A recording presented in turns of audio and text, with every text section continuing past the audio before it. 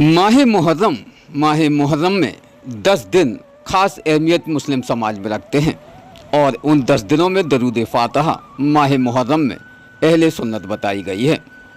एक तरफ कुरान खानी तो दूसरी तरफ मजलिस का दौर और ताजियादारी और कलाम अल्लाह की इबादत करना ही देखी जाती है। पहला दिन यानी कि इस्लाम के कैलेंडर के मुताबिक साल का पहला महीना और पहले महीने में ही साल मुबारक के पहले ही दिन अहले बैत वतन से बेवतन हुए थे। काफिला हुसैनी चल पड़ा था एक ख़ास मुकाम की तरफ, जहां मंजिल मकसूद की तरफ अभी कुछ थोड़ी ही दूरी पर ही तय की थी। तभी हुसैनी काफिलों को गमों और आलम के माध्यम से मुश्किलों ने घेर लिया था। यही पहला दिन तो उनका काफ़ी मुश्किल भरा गुजरा। दूसरा दिन सफ़र में हजरत ज़ैनब अपने भाई हुसैन पर कुर्बान हो रही हैं, सदके बारी जा रही हैं और कह रही हैं कि मेरे बाबा अली के बेटे हो, नाना के दीन के पासबान हो, आपको इस दीन को सलामत रखना है। तीसरा दिन काफिला मंजिल मकसूद की तरफ बढ़ रहा था। हजरत इमाम हुसैन रजी अल्लाह ताला अन्हु की बेटी बाप को मदीने से पैगाम भेज रही है कि सख्त उदास हूँ और परेशान हूँ, मेरा दिल घबरा रहा है क्योंकि मैं घर में अकेली हूँ। आपको मालूम होना चाहिए कि लड़कियां माँ बाप के बगैर जिंदा नहीं रह सकती। काश आपने मुझे भी साथ ले लिया होता बाबा जान।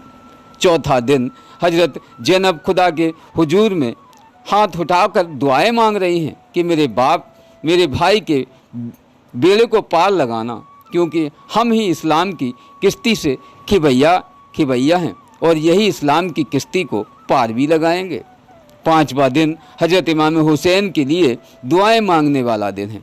हुसैन काफिले पर मुसीबतों के पहाड़ टूट पड़े हैं, ना वापसी की इजाज़त है, ना डेरे डालने के लिए कोई भी स्थान। हजरत ज़ैनब भांप लेती हैं कि यजीद और उसके हुक्मरानों ने हमारे काफिले को घेर लिया है। जंगल वाया व पानी का नामो निशान नहीं है, ना ही कोई आराम व राहत देने के लिए दरिया से पानी लाने की इजाज़त है। चमन फातिमा उजड़ता हुआ नजर आ रहा है।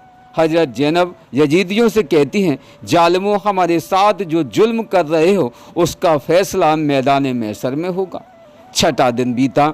छठा दिन में हजरत इमाम हुसैन रजी अल्लाह ताला अन्हु यजीदियों से कहते हैं, देखो मेरी तरफ, देखो मैं नवासाए रसूल हूँ, मैं लखते जिगर बतूल हूँ, मैं इब्ने अली हूँ, मैं नबूवत के घराने का चश्मो चिराग हूँ। मेरा कसूर बताओ, मेरी कोई गलती बताओ, तुम मेरी जान के दुश्मन क्यों बने हो, तुम मुझसे क्या चाहते हो। फिर इमाम अली मुकाम से इनसे 3 शर्त रखी, जो कि जहाँ से आया हूँ एक शर्त भी कबूल नहीं की। उन्होंने बताया कि हम 7वें दिन बताया गया कि करबला का तपता रेगिस्तान, सूरज की तेज कड़कड़ाती धूप है, शिद्दत प्यास से चेहरे मुरझा रहे हैं, पानी के लिए तरस रहे हैं, मगर जालिम यजीदियों ने नेरे फरात का पहरा ना हटाया बल्कि उस पर पहरा और बढ़ा दिया। खानदान नबूवत के लिए पानी बंद है। भूख प्यास की हालत में 7वां दिन भी गुजर गया। 8वां दिन करबला में ये 8वां दिन है। सुबह से ही जंग की शुरुआत हो गई। हजरत इमाम हुसैन रजी अल्लाह ताला अन्हु के जानिसार एक एक करके शहीद हो रहे हैं और हजरत इमाम हुसैन रजी अल्लाह ताला अन्हु एक एक को अपने हाथों से उनकी लाश ला रहे हैं। हजरत अब्बास अलमदार पानी लेते जाते हैं मगर तीरों से उनको जख्मी कर देते हैं। बेबी दुश्मनों से लड़ते हुए शहीद हो जाते हैं। हजरत इमाम हुसैन रजी अल्लाह ताला अन्हु निडाल हो जाते हैं। 6 साल की मासूम भतीजी हजरत अब्बास की लाश पर रो पड़े हैं। वही यजीद और शिमर को ललकार कर कहते हैं कि शिमर, लानत है तुझ पर, वह तेरे चचा को पानी नहीं दिया गया लेकिन तू उनको शहीद तो ना करता। ए शिमर, तूने पानी के लिए मेरे चचा को शहीद किया। हे चचा, हमें प्यास नहीं है, हमें पानी नहीं चाहिए, हमारी प्यास तो शहीदों के गले से बुझ गई है। 9वां दिन बीता। 9वें दिन हजरत इमाम हुसैन रजी अल्लाह ताला अन्हु को जालिम यजीदियों ने और ज़्यादा घेर लिया। वही आँखों के सामने भाई, भतीजे, भांजे और हमदर्द साथी सब शहीद हो गए। उधर बेटी वतन में बुरे ख्वाब देखकर घबरा रही है और कशीदा भेज रही है कि मालूम करके आएँ कि मेरे भाई, बाप और दीगर लोग कैसे हैं, कैसी हालत में हैं, क्योंकि अब दिल को करार नहीं। और कह रही है कि खुदा के लिए जल्दी मुझे भी अपने पास बुला लीजिए ताकि मेरे दिल को करार मिले। 10वां दिन आया जो कि आशूरा का दिन बताया जाता है। आखिर शहादत का दिन भी आ पहुंचा। हज़रत इमाम हुसैन रजी अल्लाह ताला अन्हु दिन के भूखे प्यासे मैदान करबला में दुश्मनान इस्लाम से जद्दोजहद कर रहे हैं। इधर औरतों की चीख पुकार कानों में आ रही है, उधर मैदान जंग गर्मी से तप रहा है। नमाज का वक्त है, भागकर खेमों की तरफ जाते हैं। वतन और बेटियां लिपट जाती हैं। वही जब हजरत इमाम हुसैन रजी अल्लाह ताला अन्हु की जल्दी जल्दी शहीद कर दिया जाए, आखिर आप खुदा की बारगाह में सर झुका देते हैं और सिमरे लैन आकर आपका सर तने मुबारक से जुदा कर देता है। आप 10 मुहर्रम को शहीद कर दिए गए। इस्लाम को जिंदा देने के लिए, इस्लाम को जिंदा रखने के लिए औलाद नबी के ये 10 दिन तारीख़ इस्लाम में आज भी महफूज रहेंगे और हमेशा महफूज देखे जाएंगे, जिसकी याद में हज़रत इमाम हुसैन की याद में ही ये माह मुहर्रम मनाया जाता है। जिस माह मुहर्रम का ख़ास मकसद यही है कि यतीमों की और बेबसों की मदद करना, प्यासे को पानी पिलाना, भूखे को खाना खिलाना और जो बेसहारा है उनको सहारा बनाना, यही हुसैन का एक इस्लाम में बुलंदी पर पहुंचाया गया पैगाम है, जिसको हर मुस्लिम को अपने दिमाग में, अपने दिलो दिमाग में उतार कर कायम रखना है। यही इस्लाम है जिस इस्लाम में लड़ाई और बुराई और ना इत्तेफाकी सबसे दूर रखी जाती है। इस्लाम में मोहब्बत, ईमान और एक दूसरे की मदद करना ही सच्चा इस्लाम माना जाता है।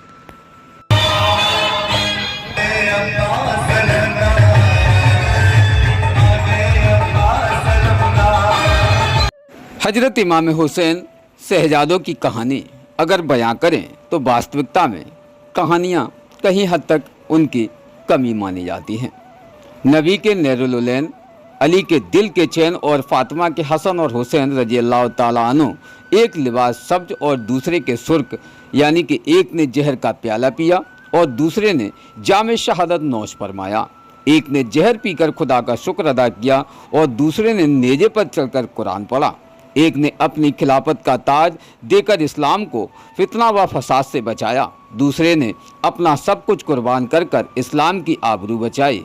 ना कि मिसाल और इसकी नज़ीर को सच तो है यही कि अगर ईमान, हसन, दीन व शरीयत की पाबंदी और अहले बैत एतार की इज्जत शर्त पर अपनी खिलाफत का ताज शकावत के तौर पर हजरत अमीर मुआविया के सर पर न रखते और अगर हजरत इमाम हुसैन करबला के मैदान में अपने बाल बच्चों की कुर्बानी देकर और अली अकबर की जवानी और अली असगर की मासूमियत राह हक में लुटाकर खुद भी नेजे पर ना चलते तो आज ना काबे का तवाफ होता और ना मस्जिदों में अजाने, ना मुसल्लों पर नमाज होती और ना मिंबरों पर कुरान पढ़ा जाता।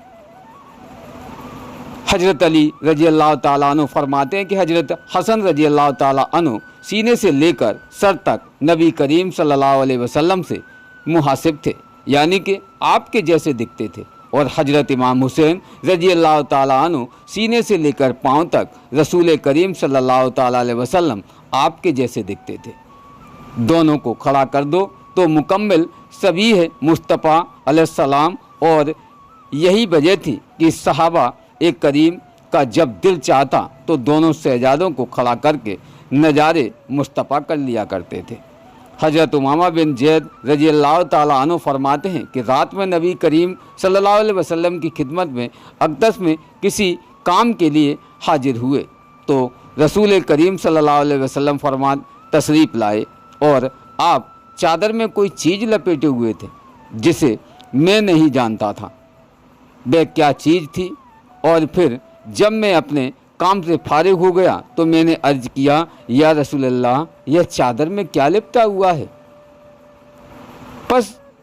उस चादर को आपने उठाया तो अंदर से हसन व हुसैन निकले और फिर नबी करीम सल्लल्लाहु अलैहि वसल्लम ने फरमाया कि यह मेरी बेटी के बेटे हैं।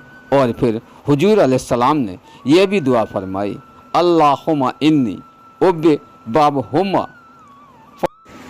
चुनांचे तजुर्मा कि ए अल्लाह, मैं इन दोनों से मोहब्बत करता हूँ, महबूब रख और उनसे मोहब्बत रखता हूँ, तू उससे भी मोहब्बत रख। एक दिन नबी करीम अलैहिस्सलाम अपनी बेटी हजरत खातून जन्नत रज़ियल्लाहु ताला अन्हा के घर तशरीफ़ लाए तो सैयद कौनैन में अर्ज़ किया कि अब्बा जान, आज सुबह से मेरे दोनों शहजादे हसन व हुसैन गुम हैं और मुझे कुछ पता नहीं कि वे कहाँ हैं। अभी हुजूर अलैहिस्सलाम ने कोई जवाब नहीं दिया था कि हजरत जिब्राईल अलैहिस्सलाम फ़ौरन हाजिर खिदमत हुए और अर्ज़ किया, क्या या रसूलल्लाह, यानी हजरत जोहरा से फरमा दो कि परेशान ना होवें, दोनों शहजादे फला मुकाम पर बैठे हुए हैं और खुदा ताला ने उनकी हिफाजत के लिए एक फ़रिश्ता मुकर्रर कर दिया है। हुजूर अलैहिस्सलाम उस मुकाम पर गए तो दोनों शहजादे आराम कर रहे थे और फरिश्ते ने एक पैर नीचे और दूसरा ऊपर रखा हुआ था। हजरत अभी सईद रज़ियल्लाहु ताला अन्हु फरमाते हैं कि नबी करीम सल्लल्लाहु अलैहि वसल्लम ने हसन व हुसैन जन्नत के नौजवानों के सरदार हैं। और हजरत इब्ने उमर रज़ियल्लाहु ताला अन्हु फरमाते कि हुजूर अलैहिस्सलाम ने फरमाया कि हसन व हुसैन मेरे दो फूल हैं।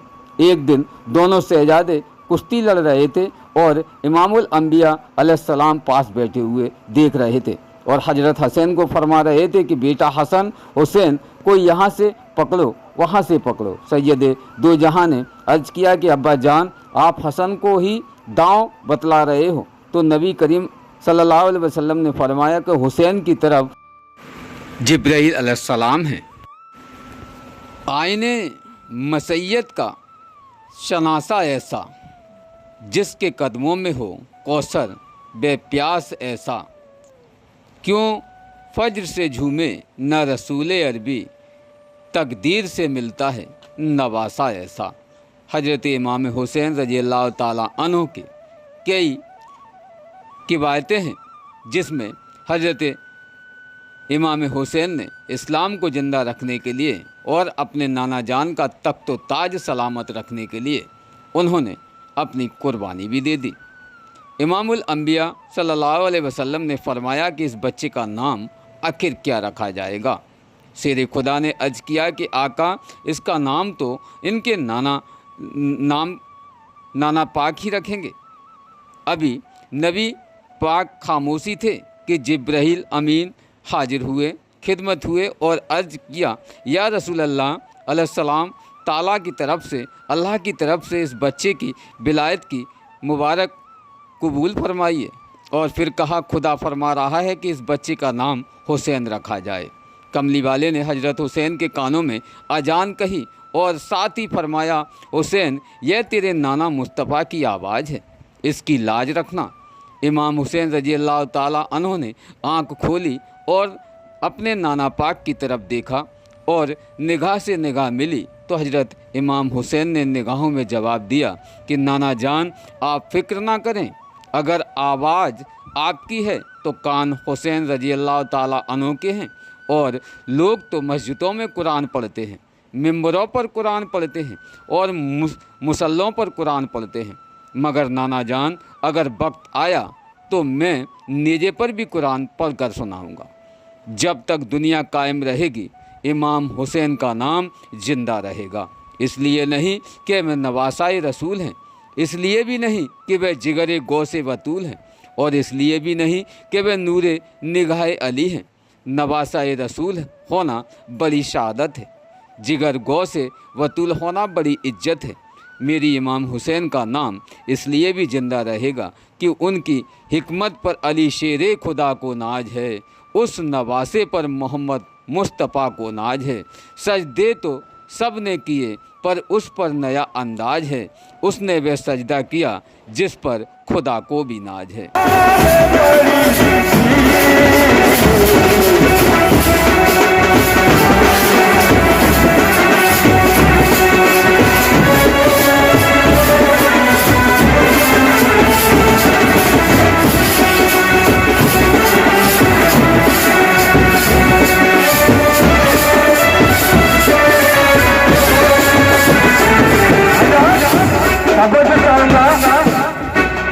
अब्बास आलमदार के कदमों में बहुत बड़ी थी।